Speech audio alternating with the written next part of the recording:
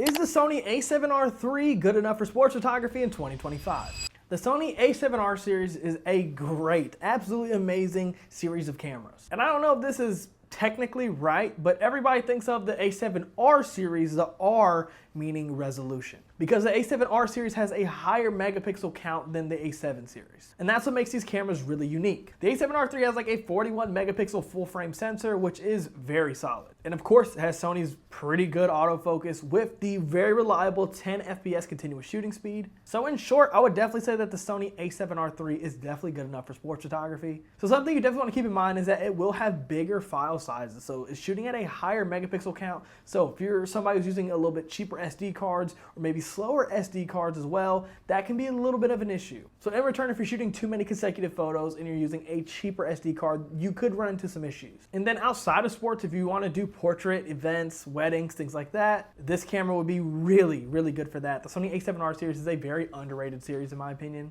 This is a camera you can most definitely buy and is going to be a great value camera. Keep in mind, this camera used on MPB you can get for about $1,300. And I will say $1,300 specifically because you can get it cheaper, like in the $1,100 to like $1,200 range, but at least on MPB, this camera has been out for a while, so you would be getting this camera at a pretty high shutter count, like pushing 100,000, which they say that this shutter is good for over 500,000 shots.